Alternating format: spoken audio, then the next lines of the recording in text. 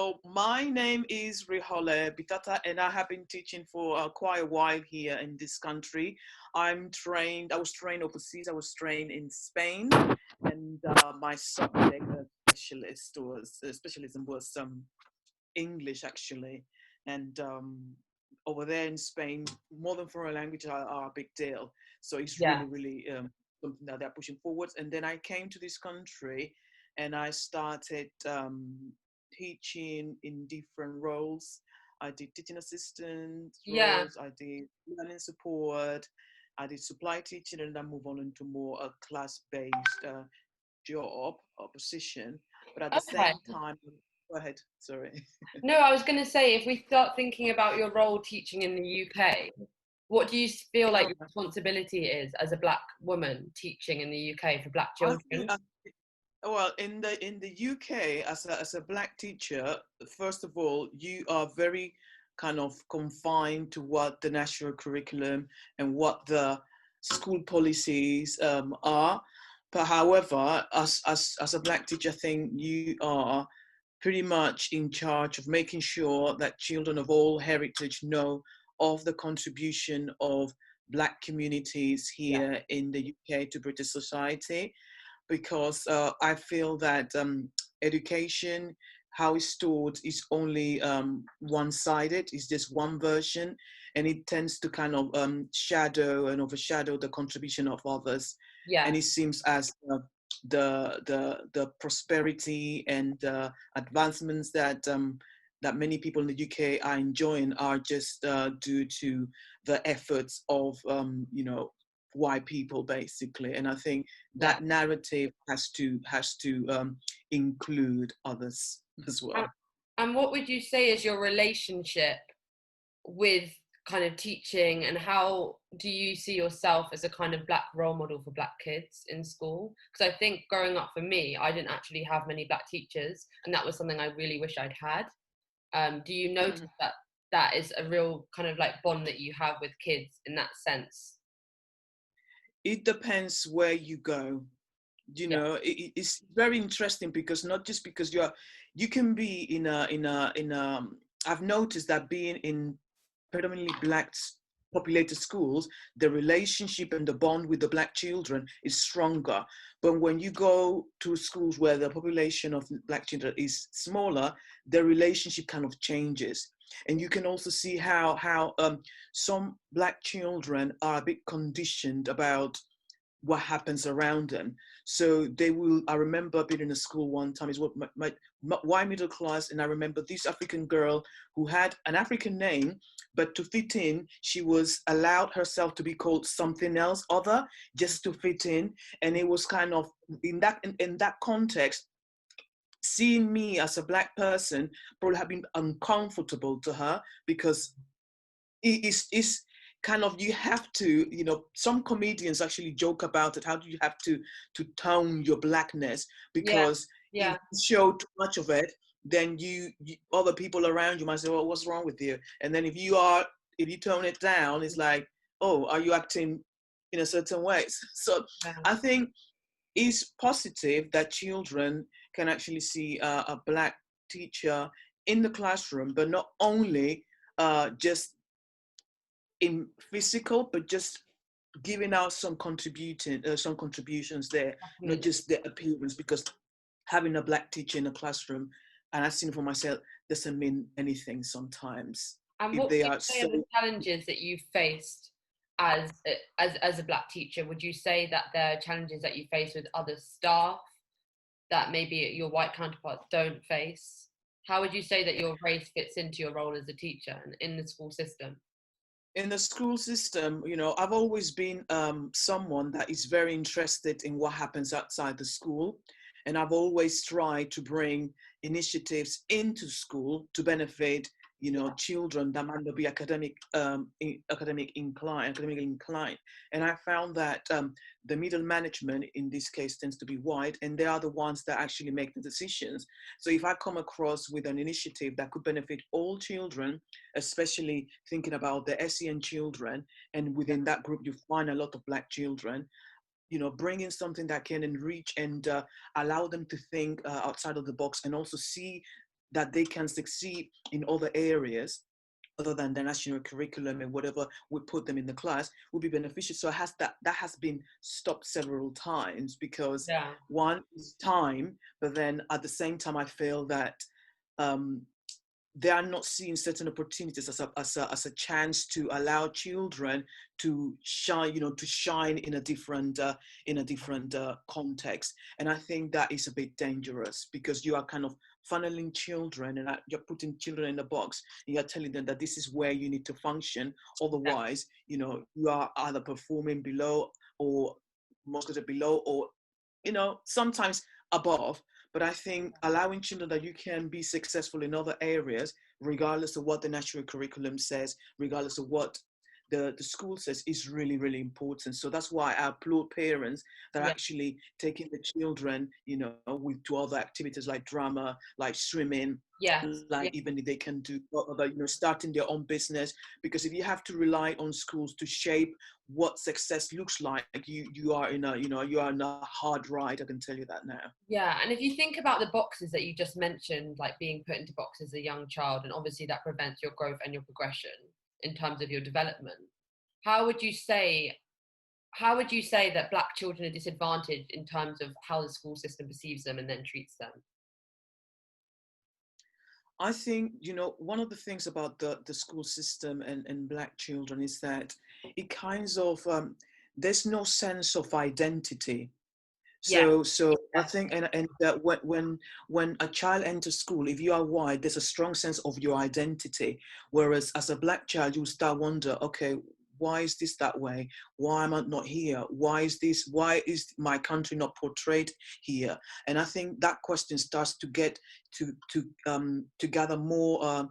Energy or more momentum as they grow older, and I think it's really important that children know that they have a place. And within the national curriculum, it seems that it's not that way. Even me as a teacher, I don't find myself in the national curriculum. It yeah, has to be a topic where I am given kind of a chance or kind of an avenue to showcase something that could be that's interest to me, because yeah, sometimes I'm teaching things that are yeah, novel, if any interest to me as a Black person, but I have to teach it and it has to be done. And yeah. I think looking at children might be in the same position where they might not be interested. So we need to find that link. Yeah, and thinking about Black History Month, because I think that that is becoming more and more prevalent in schools. How would you kind of think about Black History Month in terms of the way maybe your school carries out Black History Month, and what would you like to see for Black History Month? To be honest, I think it's not even a month. Yeah, Of because are course, you aware of that you course. have Yeah, a half term in between? So it's really 3 weeks, and yeah, in truly it's only a few days, and then you have a few things happening, a few events happening. And what tends to how, for instance, I remember when we do the planning around Black History Month, it tends to be very intensified, like for 1 week, and then everything starts to water down and starts to disappear. And yeah, it's a bit sad. But other people in the school or staff, like in the kitchen, might do some of the food. In the playground, they might introduce something different. But it kind of in the national curriculum, because there's so much to be done. There are not many resources. First of all, you might come across a presentation, but then as a teacher, you need to decide and you need to ask yourself, what are the skills that are being taught? Because it's not only about Black history in itself, what are yeah, the skills that children are being taught? Because at the same time, you want to celebrate, but you want to be able to tick the boxes along the way. And I think that is the conflict, because we love, teachers will say, I love Black history, but at the yeah, same time, we need to think about, oh, okay, how does that tie in? What boxes are we ticking here? How much time yeah, do we yeah, have? yeah. And it's all a lot of kind of constraints that teachers need to and schools need to work around. Yeah. And kind of going forward in terms of like the education system, and this is a question I've been asking a lot, in terms of the curriculum, and especially as an English teacher, I don't know what age you teach, what would you like to see change? Is that kind of like the authors and writers that you're teaching, or do you think that you should have some more flexibility in terms of what you can teach? I think I'm in primary education, Okay. and I feel that there should be first of all time, and also how the school calendar looks like.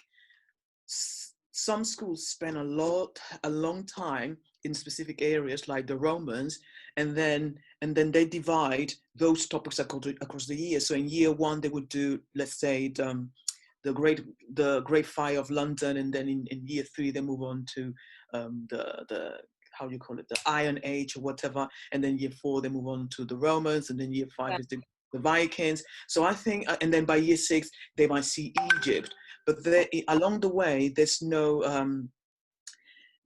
other contribution. I think there's a lot of, I think there's a lot of history Yeah. in general to be packed within the span of a child within the schools, from Yes. let's say nursery all the Yeah. way up to Six. daily. But it's just a lot of history. So we really need to think about what is it that we want the children to learn. And unfortunately, someone has made that decision for us. So as a Black teacher, you really need to tell parents, and I'm telling parents, to just look outside school. Don't just rely on schools. And Yes. also, Yes. parents and the community have to be accountable for that. And there are many initiatives out there, many organizations that actually try to fill that gap, because the history is vast. Yeah. And working in a primary school, do you see from that very young, early age the kind of disadvantages or the different kind of treatments of kids in your class from that early age? Because I think it's very obvious when you talk about secondary school, the way kids are treated and the way they're kind of made to seem older than they are. But I'm thinking about primary school now. And would you say that you start to see those things early on? Yes, I do. But I think what happens in primary school that many people don't know, I think they kind of mollycoddle the children. In Yes. in primary school, kind of, you have children, I've seen children very challenging behavior. And I Mm. wonder, and I speak to my colleagues, what's going to happen to that child when he gets to secondary school. So Yeah. so primary schools don't have the provisions to support those students emotionally, and they don't have the staff and the resources to make sure that that transition is smooth. And I know that we don't want those children to have a hard time in secondary school, but you already see it coming. Yeah. Socially, some children are very immature, Mm. very mature socially, and also um, some of the circumstances at home can be very challenging, and the school is not challenging that. No one is challenging that. I don't think parents are getting support. Parents probably are afraid of talking to school because of they might be judged. And also Yeah. children are also, they are witness to what happens in their homes, and they don't say anything. They actually Yeah. project it through their behavior. And what teachers do, what we do, is kind of manage it, but we are not actually solving the problem. So I think, in a sense, we're actually failing the children. Yes. At that very early age. And Yeah, would you because say that? if you already see the pattern of behavior, Yeah. it's not going to change. It's going to get worse, actually. And what have we done through other periods since? Because some behavior issues start all the way from nursery, Yeah. all the Yeah. way from nursery, and there's some parents are in denial for Mm. whatever reason. Then there's a lack of communication between schools and parents. There's also schools don't want to be seen so intrusive sometimes, and it's Yeah. just failing after failing. And it's not only just the schools or the teachers, it's just the whole kind of community is failing children, because it's not just about the academics, about the mental well-being of children. And I Yeah. think that's been neglected.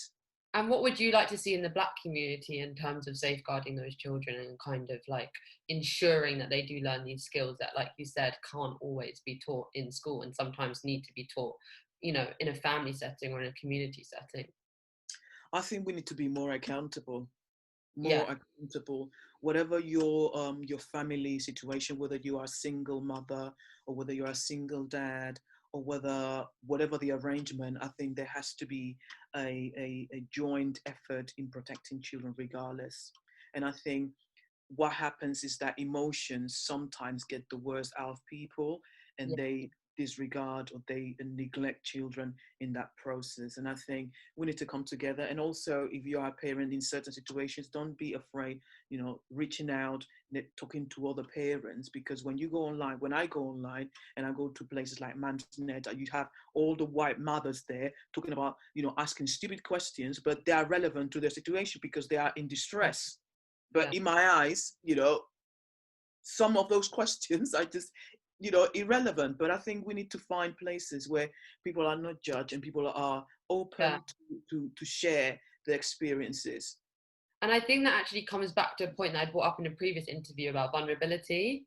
And I think sometimes actually vulnerability is something which within our community is actually really shunned and really shamed. Yeah. But actually, by not allowing ourselves to be vulnerable, we put in a lot of barriers, which ultimately disadvantage ourselves and the children in the community. And I wonder what you thought about this idea of vulnerability in terms of parenting, actually. Mm-hmm. I think you are 100% right there, but I think it's very difficult for people to open up, because when you open up, other people judge you, other people might victimize you. But at the same time, when you open up, you need to say to yourself and people around you need to ask, what can we do? Yeah. Or you should do this, or you should do that, you should, or it's just, it doesn't work. There has to be kind of, okay, what can we do? What can I do? Yeah. And I think as my last question, if we think like going forward, how things are actually gradually changing, hopefully for the better most of the time, what would you say the primary school education system should look like in 5 years' time in regards to Black children? In regards to Black children, first of all, I don't believe, and I'm going to be very brutally honest, I do not believe that primary schools are going to change that much. Okay. If we, as a Black community, are putting our faith in the school system to change in 5 years, we're actually here to blame for what's happening to our children. It's not going to change. It is not going to change. Nothing is going to change. You can put things here, put there, but the agenda is already set. And we are not in that room setting up the agenda for our children. We are not. Yeah. So we need to create our systems in which we are teaching our children. We cannot be, criticizing and marching up and down, signing petitions to get rid of this teacher or that or whatever policies in schools where we are not teaching our children. Yeah. For me, in my views, it's ridiculous. Yeah. No, I agree. And actually, I said that was the last question, but I have another question because it's actually very fortunate that I have you on as a primary school teacher because it's very rare that we get primary school teachers. But kind of thinking about this idea, I was speaking to someone the other day and they're talking about how you speak to your young child about racism, and the idea that if you're young enough to experience racism as a Black child, then your white counterparts or your counterparts in general should therefore understand. And I was wondering whether these conversations in terms of obviously kind of how you treat others, but in terms of race, do they come up in your school? And do you have an opinion on how these kind of subjects need to be addressed to a primary school age group? Believe it or not, I remember this incident. If you got time, I'll be brief. I remember this incident. We were on a bus going swimming, and it was myself and my TA who happened to be Black, and then we had another parent that was with us on the day. I couldn't hear the conversation, but my TA came to me and said that two Black children were calling themselves monkey on the bus. We are monkey, we are monkey, we are monkeys. And the mother, the white mother, was with her son. And the son happened to have a banana on his packed lunch on that day. And he said, yes, you are monkey, start being an idiot on the bus. So she, as a TA, as a Black person, felt really offended. But then looking at the two Black children, didn't understand. They didn't understand, have a clue as to how they're being portrayed, and that's themselves inflicting that upon themselves. And also the white boy with the white mother didn't have a clue either that you are actually being you've been programmed. So I had to address that. I had to address that. And I had to speak to the class about, certain things. And I had to speak to another parent, a black parent, about this, and this black parent turned around and said to me, we don't talk about race in my family. We just don't, we just tell our children to love everyone. And I'm thinking, but that is perfectly fine, but you need to identify these things. And I think, unfortunately, many black children don't know what racism is, because we focus on America and how you were not allowed to be. And I think sometimes to talk about the racist America, it kind of doesn't allow the children here at the primary age to understand what it looks like, what prejudice looks like. Agreed. And Agreed. and I think it's like it's very dangerous. I think sometimes this American, black American, it takes over to the point that people here are missing the point that you are being racist. Another example is that I saw last year, because I'm not teaching in that school anymore, how my middle class wives they were gathering outside schools, going to birthdays, going to this, going to that, socializing among themselves, and at the same time excluding all the black and brown children from the class. And I'm seeing that, and the parents are partaking in that, and they're not seeing anything wrong with that. Yeah, yeah. And I'm like, wow. So that's, for me, that was a perfect example of Yes. racism, but people don't identify as such. Or And I think people are actually they're very cautious to bring these subjects to children because they kind of have this idea about it removing innocence, but at the same time these conversations need to be addressed. For example, as a child I was told that all black people smell and I look like a burnt gingerbread man, and when you bring these issues, which I didn't even know was a problem, to a teacher, looking back, that issue was not dealt with in the way that it should have been. And actually we're so worried about protecting that actually you delay all of these issues till later on, and then someone does develop prejudice unknowingly because they've never been told what it is. Yeah, yeah.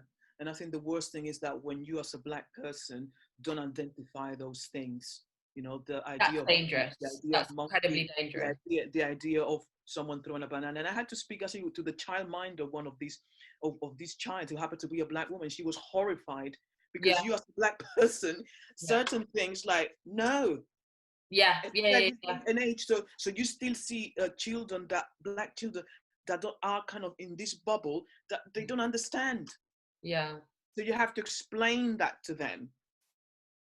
No, I know. You have to address it. Yeah, I spoke to my head teacher about it, and I actually addressed it as a class, and it was interesting because some children they're very naive. Yes, yeah. I think that's of course. I mean, that comes with being that age and not knowing. But I think that I think it is incredibly important that you have people in the school that safeguard against these issues and don't shy away from them as well. Yeah, yeah. But what hurts me is the turn around to talk about black parents, and then they kind of deny it. Deny those. They don't want to have that conversation. It's kind of the victim doesn't want to talk about it. You are suffering from it, but then you feel that if you talk about it, that makes you kind of the culprit. Yes. If you are bringing it up, why are you bringing this up? Then you are being the racist, or you're being the person that has the bias. And yeah. Thank you so much for speaking to me. I really, really appreciate it. You're welcome. I'm so happy to have a teacher's opinion, especially from primary school age, because I think that's something that's not talked about enough. So thank you so much for being on our most welcome on our series. Okay, I'll stop recording it now. But seriously, thank you so much. And then when it goes up, I'll email you. But I think it's really important to have these conversations, and I think it's particularly important to share them with the Black community. Because there's a lot of isolated incidents, or people deem them to be isolated, that actually you watch these conversations and you realize they're not isolated at all.